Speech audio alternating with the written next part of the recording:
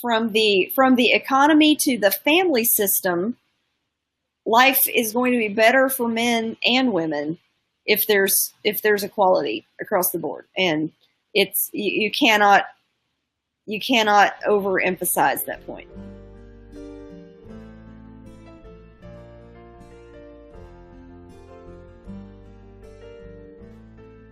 To this episode of the RavenCast. The RavenCast is an online magazine where we talk about mimetic theory and the conflicts and rivalries and the hostility that seems to just be permeating throughout our culture, especially these days.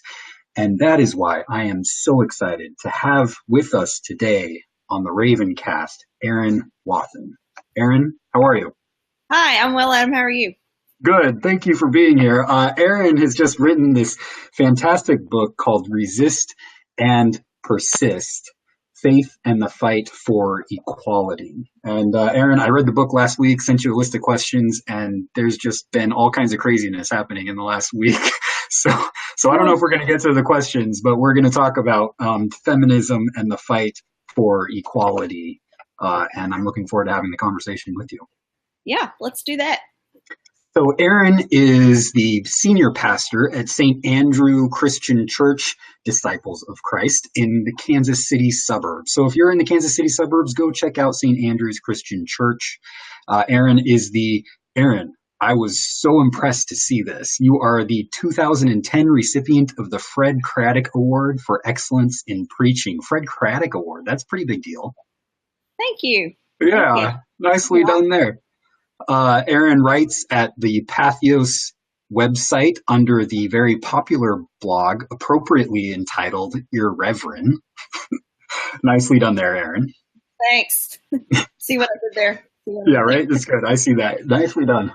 Erin is the author of multiple books, including More Than Words, 10 Values for the Modern Family, Partners in Prayer, and the book that we will be talking about today called Resist and Persist, Faith and the Fight for Equality. So, Erin, how did this book come about? Why this book? Well, I guess the short story is that the publishers actually approached me shortly after the 2016 election and asked me to write what they called the Nasty Woman's Guide to the Resistance. Oh. Yeah, that's what I said to Nicely done. My first thought was, fun, I'm so in for that. And then I got to thinking about the title, and that might have kind of a short shelf life because nasty women was already a past trending topic at that point, and we were looking at a year of writing and production time. So I said, I think there's a way to create the message and the voice that you're looking for, which is a really particular feminist faith-based response to the current political climate, but to shift the title a little bit so it's got some more staying power, and so it's going to engage a broader audience and not just be kind of a party line, kind of ideological meltdown situation. So we worked to kind of nuance the title a little bit, and that's how we got to Resist and Persist. But I think it is still that faith-based feminist response to what felt like really toxic rhetoric at the time, and still feels like unfolding daily horror of toxic climate towards women and women's bodies and women's place in the world. So that's where we started, and that's what we're still about. If the book really was meant to start a conversation, not to answer every question, but to get people in multiple circles thinking deeply about these issues from a faith perspective, and hopefully talking about them in a way that churches have avoided talking about these things because they are so divisive in a lot of frames. So tried to kind of open that up a little bit. Yeah, you do a great job talking about Christian faith and how it's played into patriarchy. And maybe like one of the first things we should do is just kind of define patriarchy. Okay.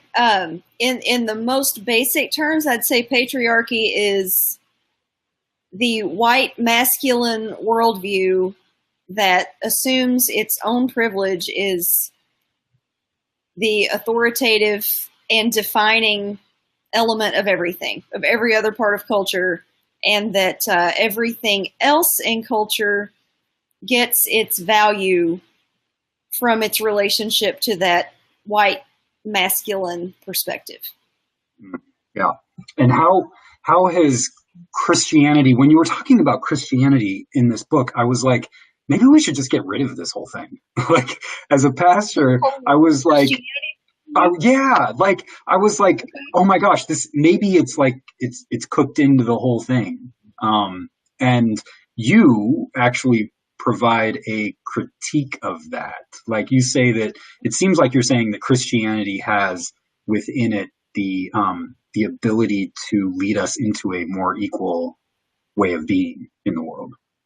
Yeah, it absolutely does. And you're not wrong that patriarchy is baked into the culture and the message, but it also holds the key if we're ever willing to dig deeply enough to get to it and to get past the ideological hard right and hard left divides that keep us from getting there.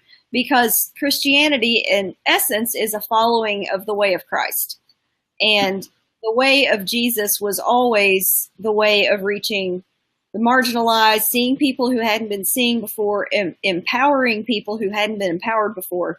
And that included women. He engaged women at a completely different level than other people around him in that same time, especially women who were poor or in some marginalized ethnic group.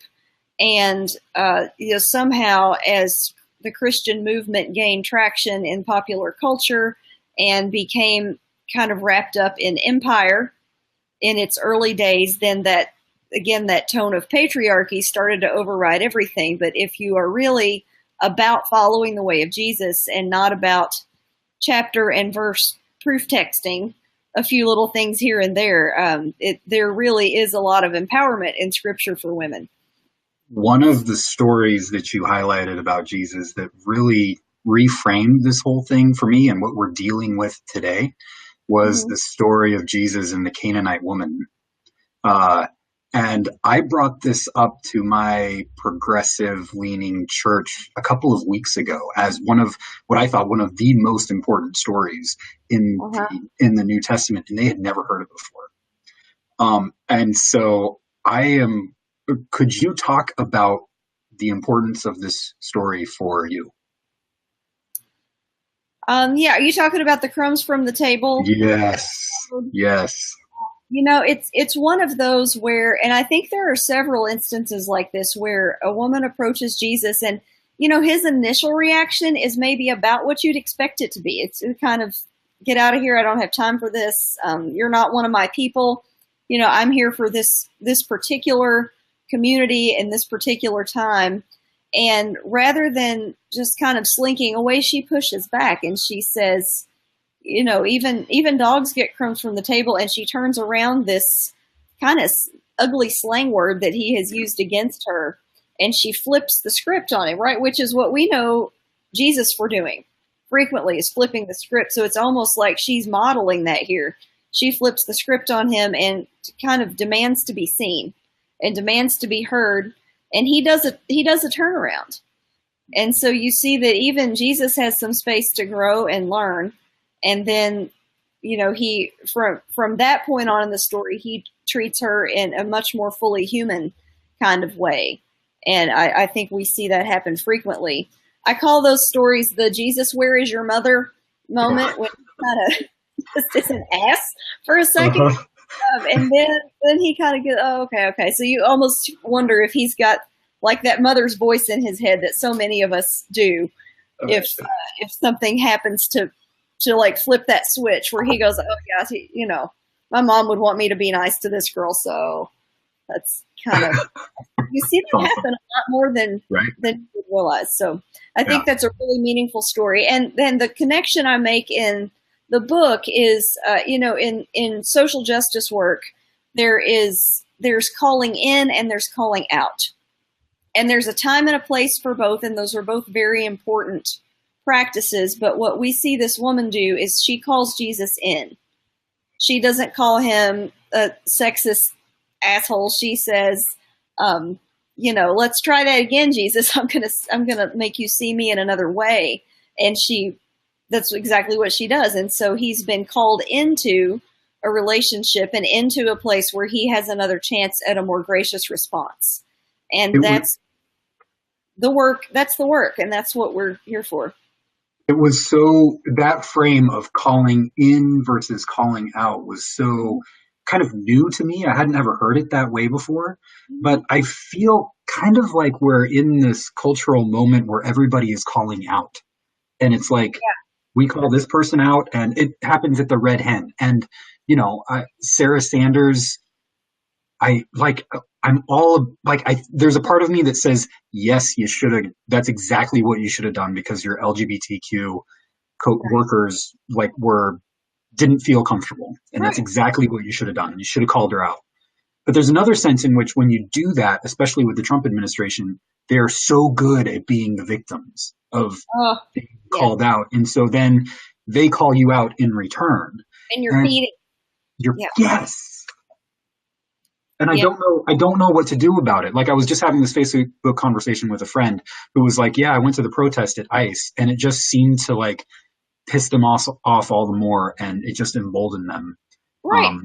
So what do we do? We don't want to be silent about it.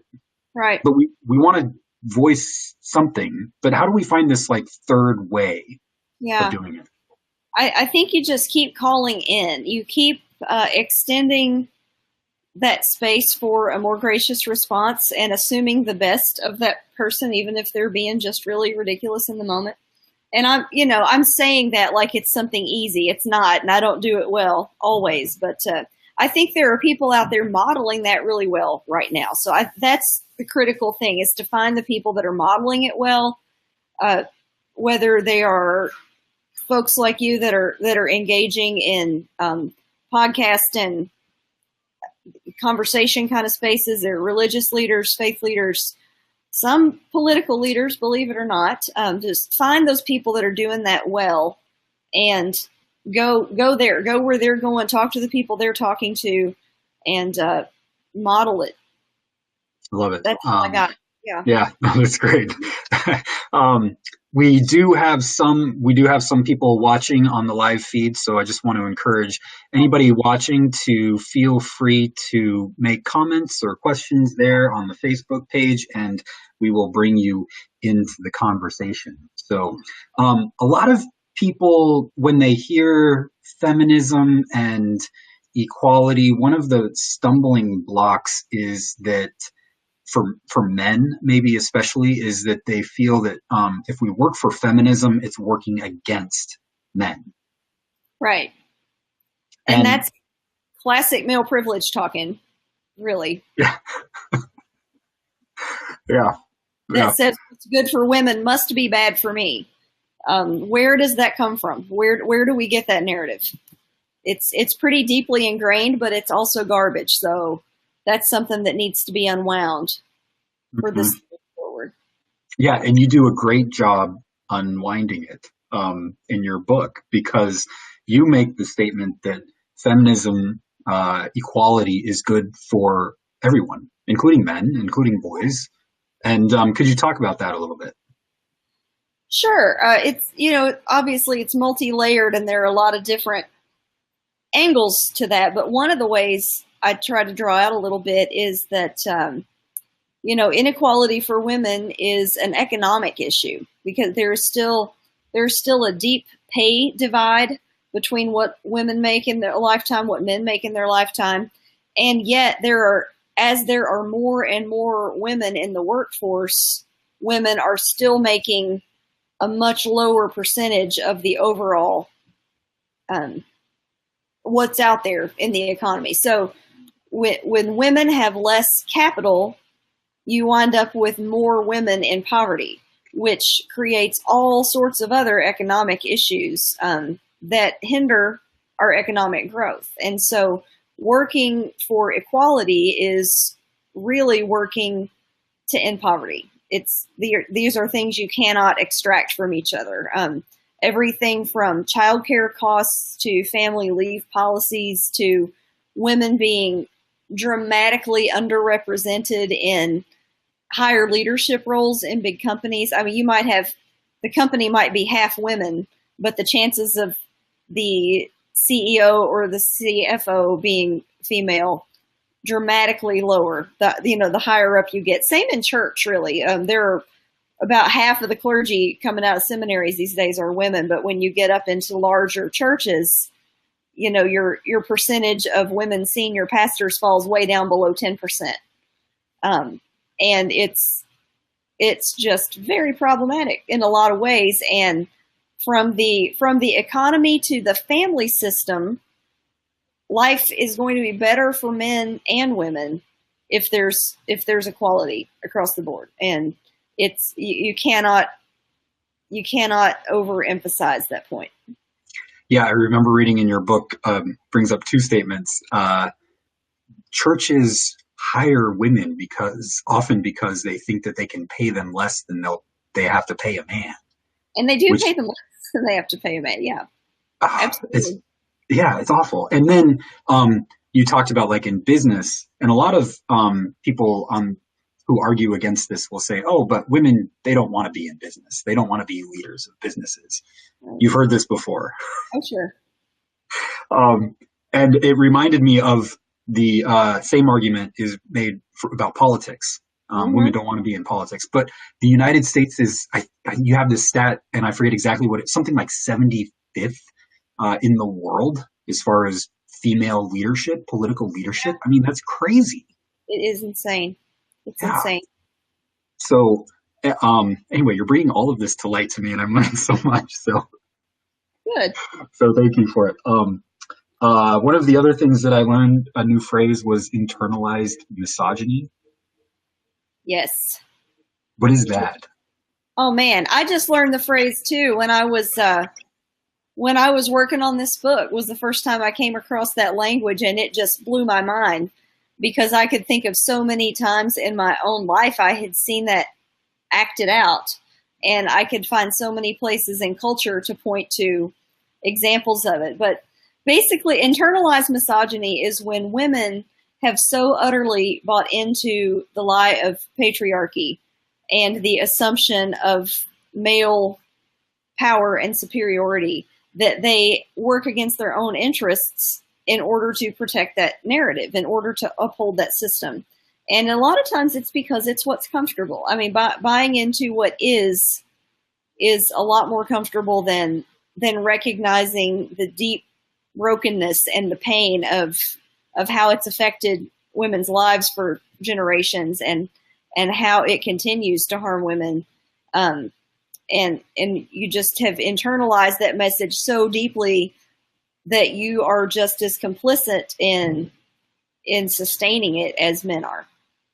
And I think we saw that play out significantly in the last election cycle with 50% of white women voted for Trump, who is a known and blatant misogynist. But there was all that narrative of like, well, he knows how to run a business. So like, I'm going to let him make me feel safe and comfortable, or that's just locker room talk. All men are like that. All men talk like that. Garbage. No, they don't. And if you think that better quality men in your life is, and see, that's another thing that's insulting to men, right? The whole, all men are like that. That's a deeply harmful narrative for men. And so unwinding that assumption is good for men. It's empowering for men to be seen as more than that like baser instinct kind of caveman. I've been to plenty of locker rooms in my childhood and adult life, and the last time I heard language like that was in middle school. I mean, it's why do people give a pass on this? Internalized misogyny is a great way to frame it. It makes a lot of sense. And that's the narrative of patriarchy. And another narrative of patriarchy that it uses against women is to divide women on hot topic issues. And you explain this really well, especially when it comes to the issue of abortion. And we've just had Justice Anthony Kennedy retired, and so now there's all of this anxiety, all of this about who's Trump going to pick next, and it's probably going to be somebody who is not good for women. So anyway, your conversation, your discussion about abortion was also really helpful for me, and how patriarchy divides women in these really hot topic issues. Can you talk about that a bit? Yeah, I was out in my own neighborhood today, and I saw a big tour bus size bus parked at the high school in my neighborhood. I don't know if it was just taking a break or if they had some kind of event over there today, but it was for a candidate for governor. And I've lost the name of the candidate because we've got like 85 people in the pool right now. I mean, not really, but there's so many candidates right now. But my quick drive by, I caught the words, again, this is the candidate. This is the candidate for governor. It says Christian pastor, pro-life, pro-gun, pro-America. Yeah. And I said, something about that math just does not quite add up. I think the term pro-life is a complete shade for everything that a word like that should contain. One of the things I talk about in the book is working towards an ethic of life that isn't just focused on birth, but a whole life, a sacredness of life and opportunity and care and nurture and all those things. And what patriarchy has done so effectively is take all that nuance out of the conversation. It's this completely binary thing.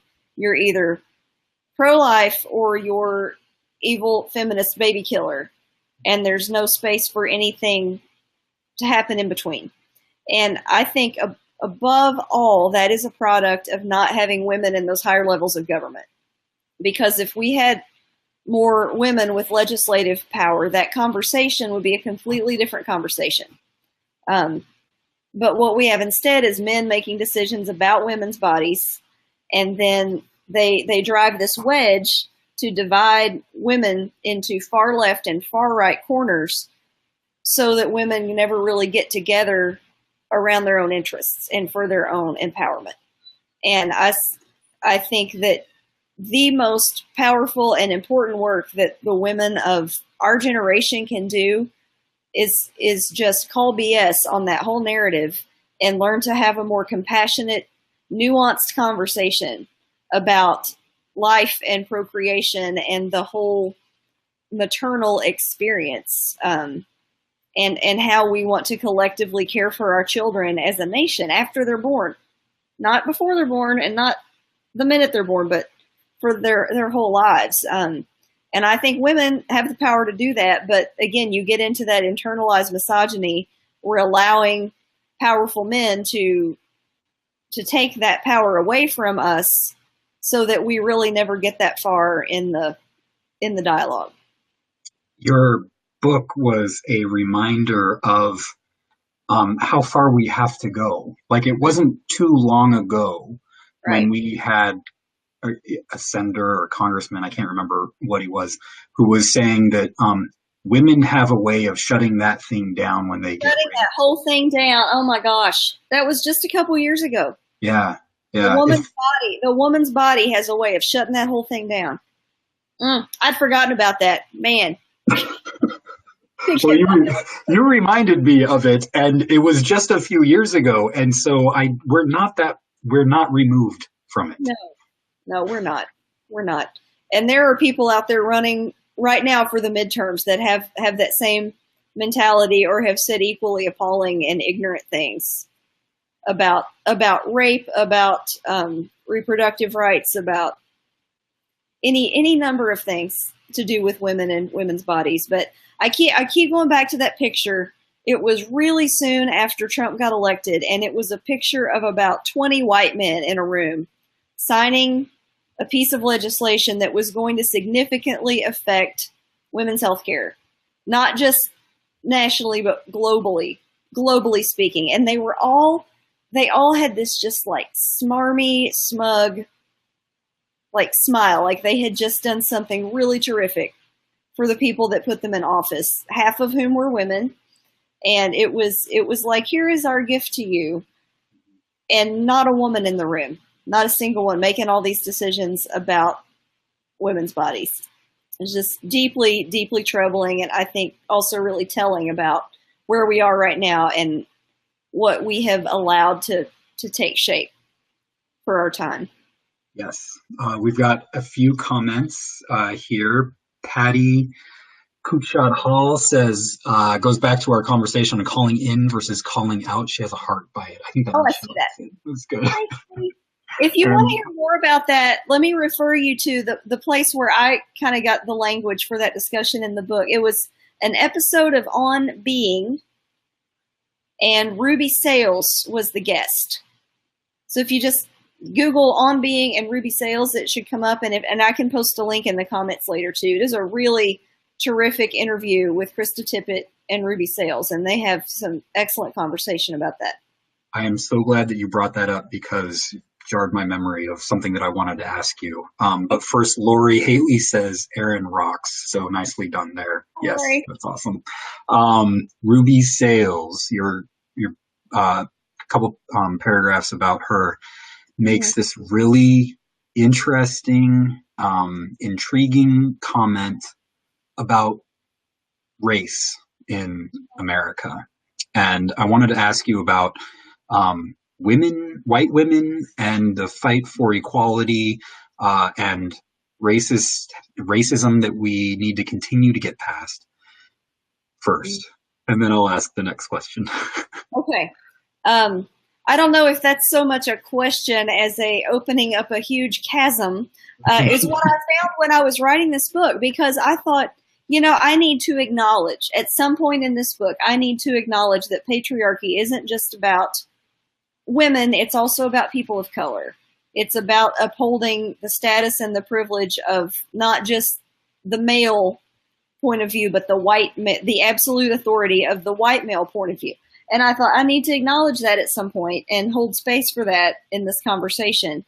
Well, I cracked a couple of books to come up with smart things to say about that, and it sent me down so many rabbit holes that it blew my mind how big a part of the feminist conversation has to be about racism. I had no idea until I started this work. So I really went into the book thinking that was going to be a footnote, and it wound up being a whole chapter and then something I kept, in the forefront the whole way. Because, we were talking earlier about different waves of feminism. This was before we went live, but we were talking, are we on third wave or fourth wave feminism? It really depends on who you ask, but either way, every previous wave of feminism has harmed women of color and has and white women have worked hard for their own privilege at the expense of women of color. And again, this is one of the places where, and I don't want to give us a pass and I don't want to make excuses, but it's the work of patriarchy to divide, right? And what patriarchy has effectively done at certain points in history is tell women, you've got to choose your own interest or some other marginalized group, like in the women's suffrage movement, or even in the abolitionist movement. I think there were women working to end slavery, but who still would never in life have been able to envision a world where women of color were equal to them in society, and economically speaking, and in all other sorts of ways. And in the suffrage movement, I think that white women working for the vote ultimately sacrificed their sisters of color to get the vote for white women primarily. And I think that's happened again and again. And it is part of that internalized misogyny narrative too. But once you know that history, you can't unsee it. And so I think that's why intersectionality is so important right now. Because if any of us aren't free, none of us are free. So if we're working for women's equality, we've also got to be working for women of color. And for racial justice and equality as well. So that's and there are several good footnotes in the book about things to go read in their entirety, because again, I just barely scratched the surface of some of that history. But anything by any work of Ruby Sales that you can find, any word she has uttered or written is gospel. Anything by Bell Hooks, who does not capitalize her own name. It's so badass. It really is badass. I mean, that's the life goal, right? If you can't be Madonna or Cher or Beyonce with just the first name, then just say, I don't even need capital letters because I'm that amazing. But yeah, Bell Hooks is the authoritative voice on the Black woman of color struggle, and how white women have played a role in continuing to do harm there. And she is from Berea, Kentucky, which is about 30, 40 miles away from my little holler where I'm from. So I have a special fondness for her work, because she brings this really uniquely Kentucky voice to that conversation about race and misogyny, which I lived in some ways, but realized I did not live at all after I read some of her stuff. So it's definitely worth a read. But the other thing that really got to me about Ruby's comments on being was she says something like, one of the big problems with white men in America is a lack of meaning, and there's a lack of I have always thought white theology in negative terms, but she placed it in something like white people need to come up with a meaningful theology. Yes. That is not white theology that that has been handed down to us forever and ever and ever. But we need to come up with a different way of doing theology. That just it freed me up to think about this in a different way, especially as a white male. And she's talking about identity too. She's talking about just white identity is so flat. It's so based in, just comfort and privilege, and that we don't have the depth of faith or community or anything else that people of color have cultivated through necessity. We haven't had to develop that kind of meaning and that sense of identity, because we just have a lot of things handed over. And I felt she was deeply compassionate in what she was saying there. She was locating, her exact words were, where does it hurt? Like in any broken system like this, you look at the element that's the problem, which in this case is the white male. And that's where she gets to the calling in versus calling out thing. Instead of calling out and calling names, she says, where does it hurt? Can we locate the pain that is present in keeping this narrative alive? And for her, that pain is that lack of identity and meaning, like you said. So, and the white church has to work to cultivate some other narrative that gives people that kind of meaning if we want to start taking away some of these other things that are so problematic. One of the things that's going through my mind right now is I have always wanted to own my own interior racism, right? Like, this infects me. And that's one of the pains that I have, because it's shameful. But I've come to the point where I need to admit that this is part of America culture, racism, and so it infects me in some way. And that's one way that I am able to own it and deal with it and manage it. But I've also found I used to go in my writings to say, well, if you're white in America, it means that you're racist. And that wasn't always helpful, because it's a calling out. It may be true, but it's a calling out, right? Instead of a calling in. And so as you're talking, I'm just like reframing. Yeah. And again, there is a time and place for calling out. And I think we can have the ability to call ourselves out and maybe even call out people we love if there's a yes and a next step. What are we going to do about that? But you're right. There's not a lot of charity in just that kind of name calling, and people aren't going to hear it well, and there's no room for them to grow or respond from there. So it's about creating space for what's next, for moving beyond. It's, as you're saying, it's one of the most important things, I think, within the prophetic tradition, the Hebrew prophetic tradition, is that they're always critiquing their own people, right? their own nation. Like that's the big critique first. And I don't do this all that well, but maybe like the biggest critique is for me to critique my own progressive people on certain things, I guess, as opposed to always pointing the finger at them. You know, the others, yeah, exactly. Yeah. Let's see. You tell a lot of really great, engaging personal stories in your book, and it's one of the things that makes it a page turner. So it's great. You tell a story at the beginning about your childhood church, and at the end about going to a hospital. Can you tell those stories? Yeah, well, the first one's long, so I'll give the Cliff Notes version. But I grew up in southeastern Kentucky in a small, fairly rural community. It's grown a lot in the last 20 years, but when I was growing up, it's primarily a rural community. I grew up in a Main Street Disciples of Christ church that was progressive for its context. I mean, I grew up seeing women serve communion and lead in ways that I never thought twice about.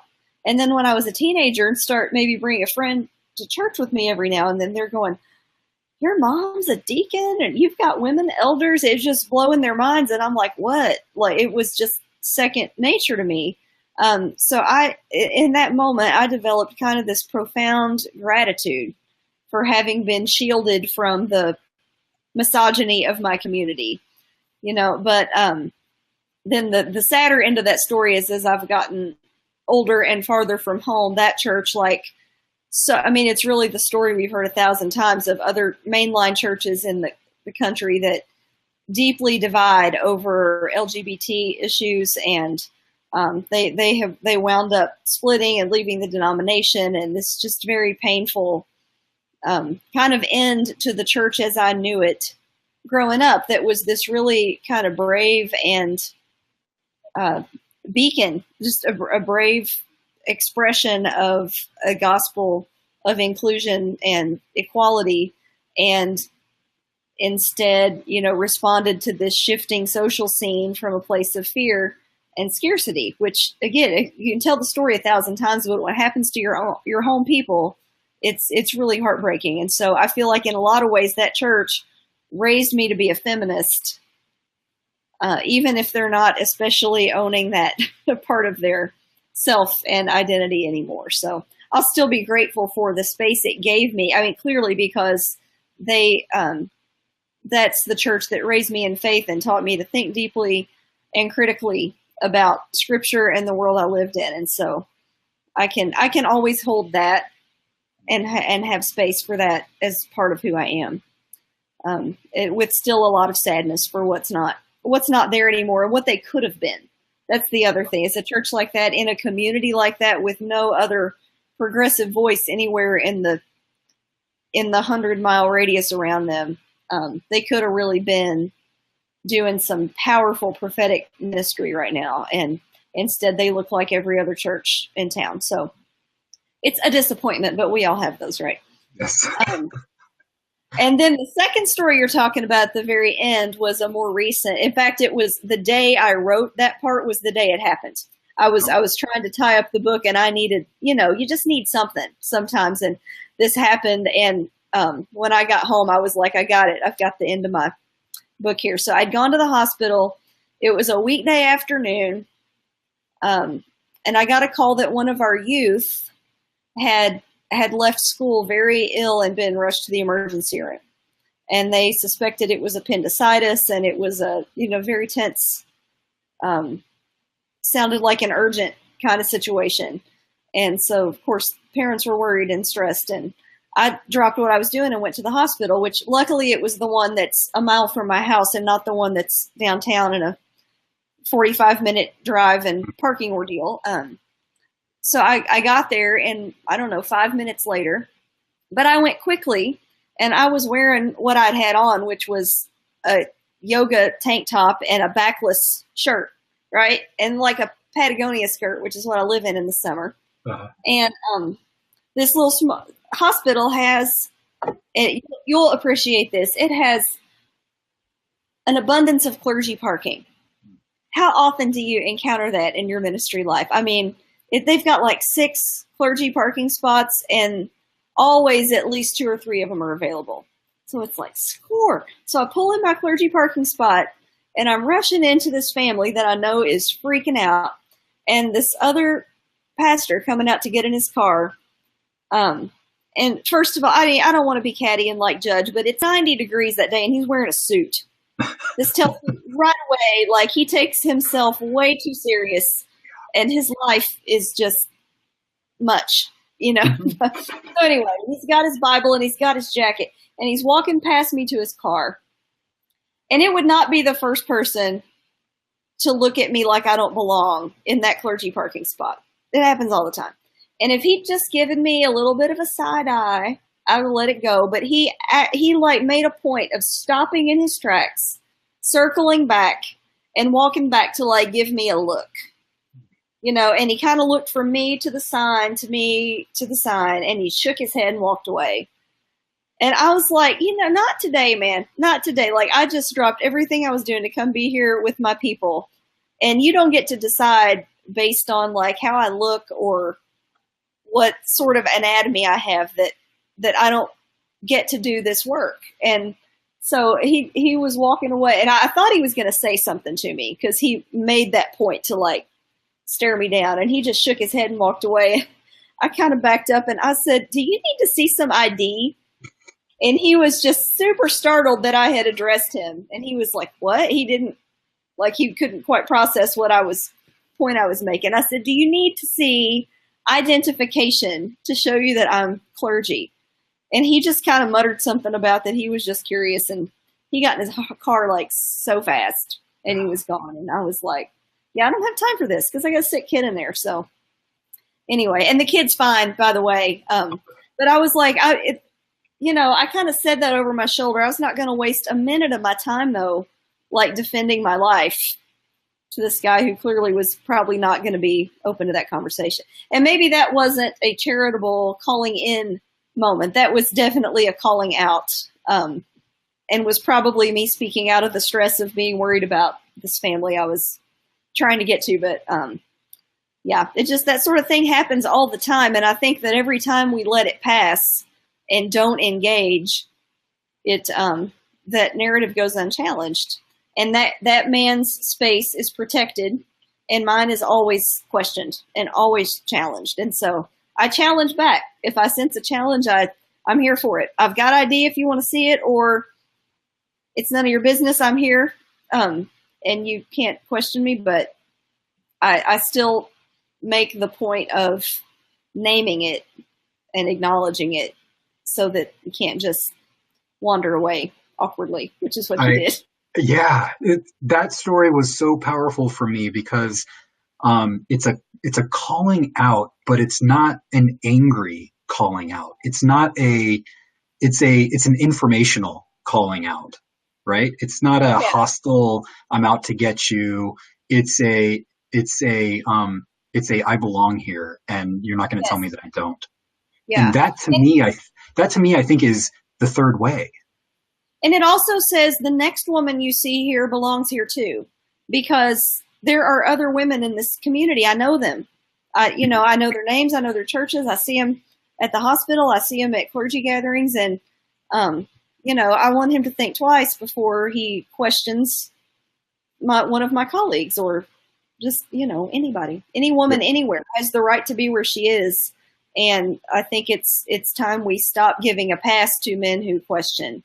Mm-hmm. Mm-hmm. Yes. My friend Stephanie Pettit says sometimes you have to call out, and that is okay. Absolutely. Word. Absolutely. Yes. That's right. Another area where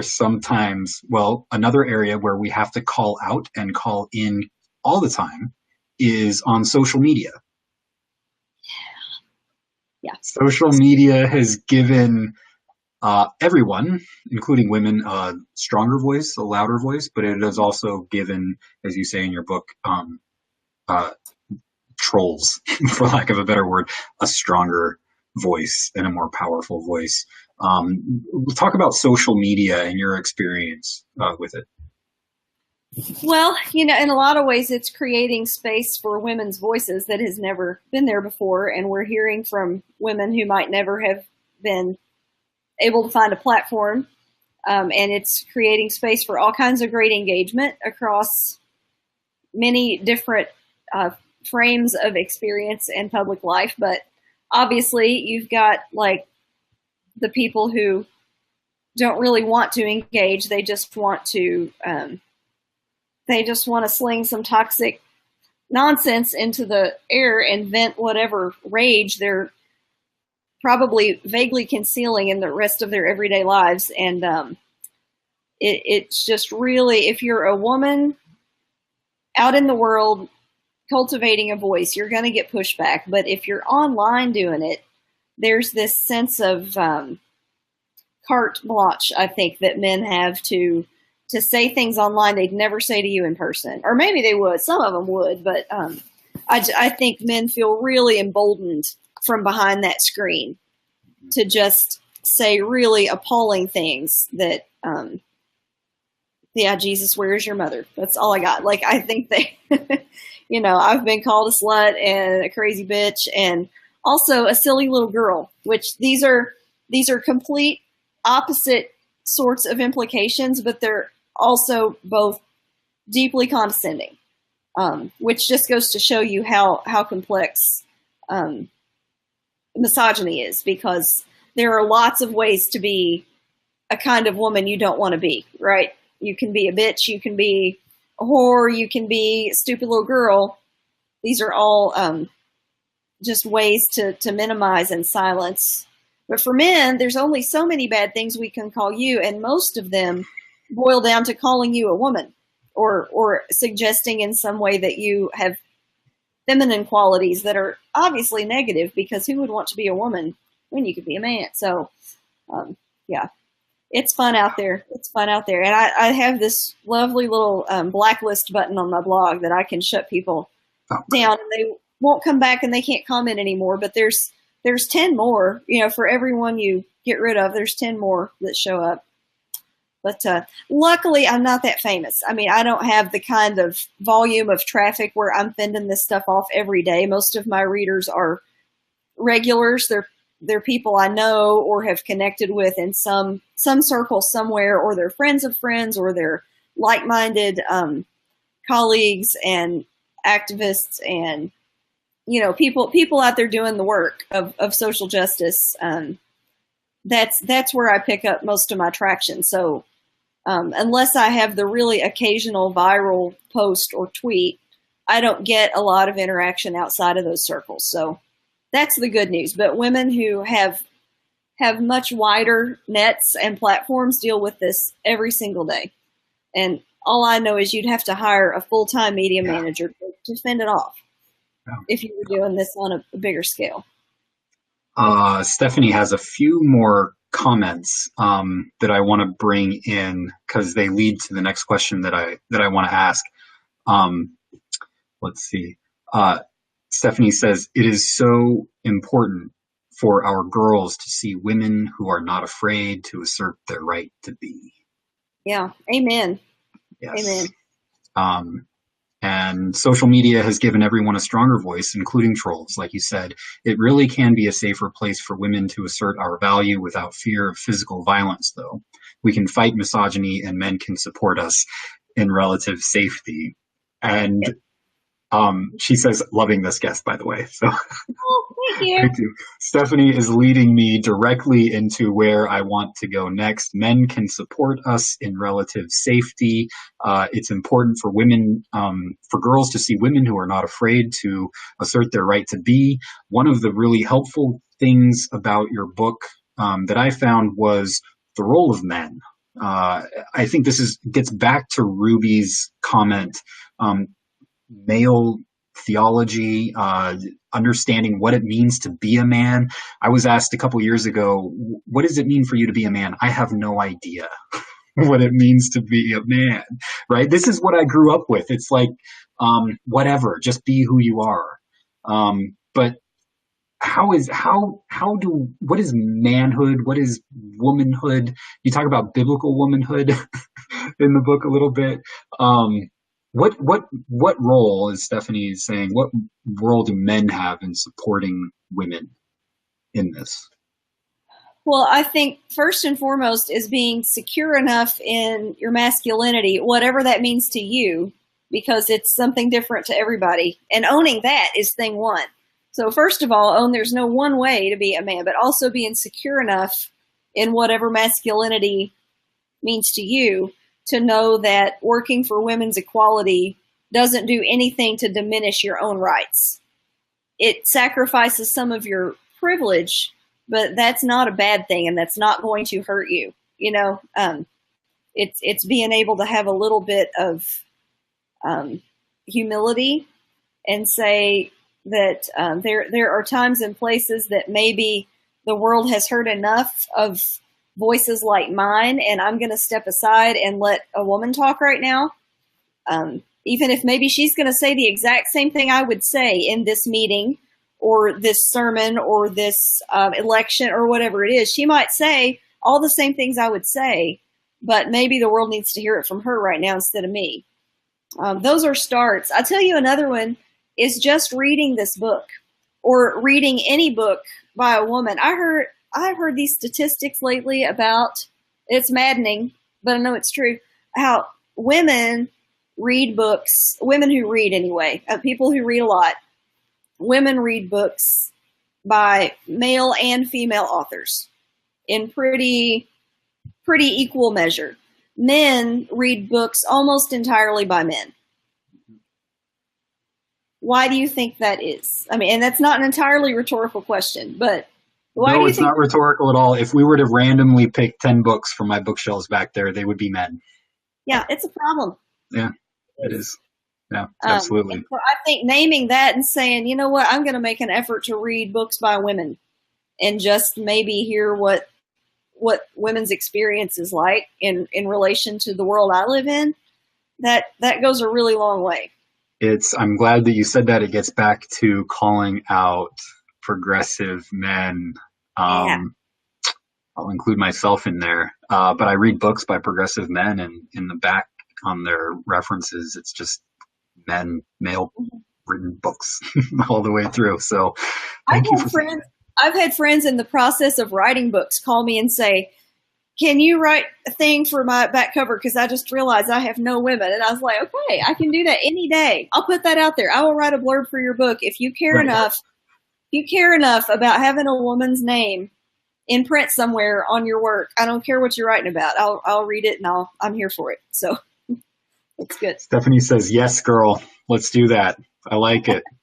That's awesome. We got through my list of questions. Cool. That was awesome. Well, this was fun. I had a great time. You continue to blow my mind, and thank you. Stephanie, the book is called Resist and Persist: Faith and the Fight for Equality. And Erin also blogs on the Pathos blog, Irreverent. So you can read her fantastic articles over there. And Erin, if people want to keep up with you, how can they do that? Well, follow the blog is a good way. If you're here in the Kansas City metro, we'd love to see you at St. Andrew Christian Church. Come for worship sometime or just come see me.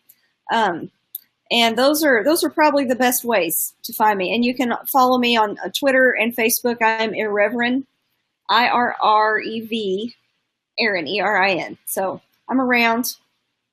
Brilliant. I love it.